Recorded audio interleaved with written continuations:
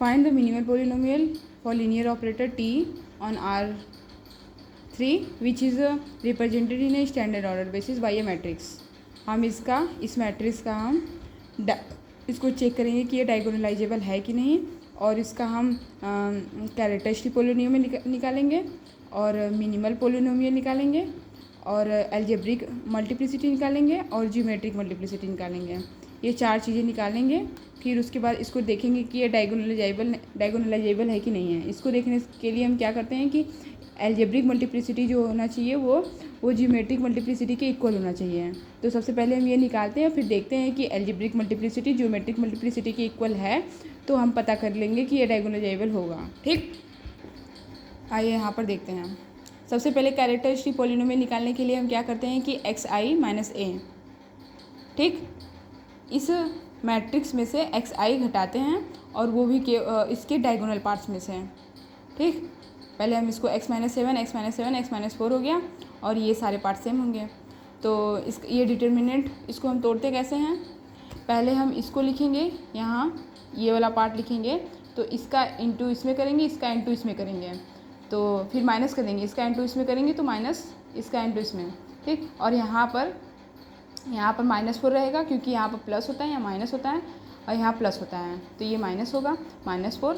और फिर जब ये वाला पार्ट लेंगे तो इसका इंटू इसमें, इसका इंटू इसमें, इसको ऐसे कर देंगे। फिर यहाँ -1 होगा, -1 क्यों होगा, यहाँ पर प्लस होता लेकिन यहाँ पर माइनस में इसलिए माइनस होगा। फिर इसको हम सॉल्व करेंगे, सॉल्व करके हमारा जो ये निकलेगा कैरेक्टरिस्टिक पोलिनोमियल ये होगा। और अलजेब्रिक मल्टीप्लिसिटी कैसे निकालते हैं कि जो भी इसका कैरेक्टरिस्टिक पोलिनोमियल है, जैसे कि एग्जांपल में हम कर लेते हैं कि x माइनस कुछ भी a हुआ, x माइनस b हुआ, यहाँ पर 3 हो, यहाँ 2 हुआ, तो इसके पावर में जो होता है वही उसकी अलजेब्रिक मल्टीप्लिसिटी होती है। जैसे कि इसके पावर में 2 है तो a का जो अलजेब्रिक मल्टीप्लिसिटी होगा वो 2 होगा और b का जो अलजेब्रिक मल्टीप्लिसिटी होगा वो 3 होगा। ठीक, तो हम इसका अलजेब्रिक मल्टीप्लिसिटी निकालते हैं ऐसे। तो इसी तरह से अगर हम 12 का अलजेब्रिक मल्टीप्लिसिटी देखें तो 1 है और 3 का अलजेब्रिक मल्टीप्लिसिटी 2 है। ठीक, अब यहाँ पर मिनिमल पोलिनोमियल निकालते हैं। मिनिमल पोलिनोमियल निकालने के लिए हम क्या करते हैं कि कैरेक्टरिस्टिक पोलिनोमियल में या तो मिनिमल पोलिनोमियल ये हो सकता है या मिनिमल पोलिनोमियल ये हो सकता है, दोनों में से कोई भी एक हो सकता है। ठीक, तो हम देखते हैं कि कैसे इसको निकालते हैं। इसको निकालने से के लिए यहाँ पर x की जगह पर a रख देते हैं। a जो मैट्रिक्स हमारी थी वो मैट्रिक्स रख देते हैं और -12 है तो यहाँ पर आइडेंटिटी हो जाएगा, आइडेंटिटी मैट्रिक्स। तो आइडेंटिटी मैट्रिक्स का इंटू करेंगे 12 में तो वही आएगा। जब a में से 12i घटाएंगे तो ये हमारी मैट्रिक्स बनेगी।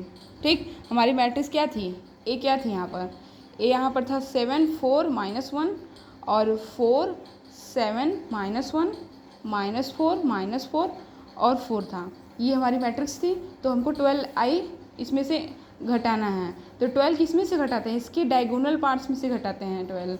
तो अगर इसमें से हम -12 घटाएंगे तो क्या आएगा, 12 में से 7 -5 और इसमें से 12 घटाएंगे तो क्या आएगा -5, इसमें से 12 घटाएंगे तो क्या आएगा -8। ठीक, तो ये हमारी a - 12i ये आ गया। अब हम a - 3i निकालेंगे। a - 3i ठीक इसी की तरह निकालेंगे हम, यहाँ पर जैसे निकाले थे कि इसके डायगोनल पार्ट्स में से 3 घटाएंगे हम। इसमें से 3 घटाएंगे तो क्या आएगा, 7 में से 4 गया 3, 7 में से 3 गया 4, 7 में से 3 गया 4, यहाँ पर 4 था, 4 में से 3 जाएगा तो 1 बचेगा और सारे एलिमेंट्स सेम रहेंगे।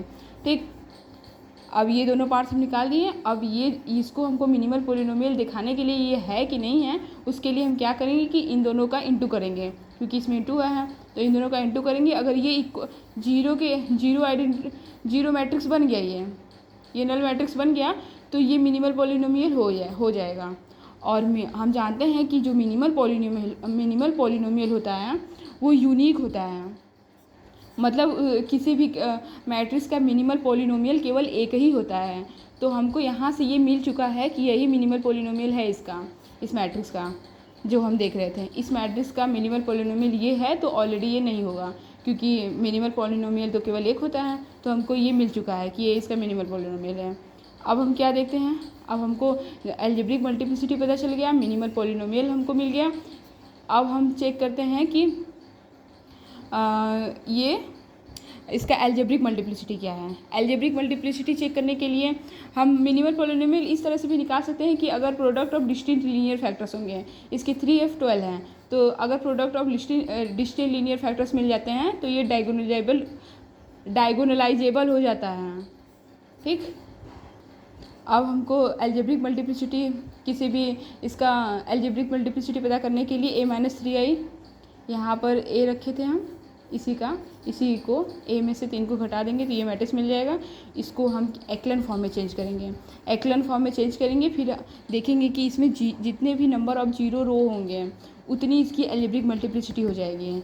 या तो ऐसे भी चेक करते हैं कि इसकी नलिटी जो होगी t-3i की, तो dimension of kernel of t-3i, तो जियोमेट्रिक मल्टीप्लिसिटी इसकी हम किसका निकाल रहे थे, ये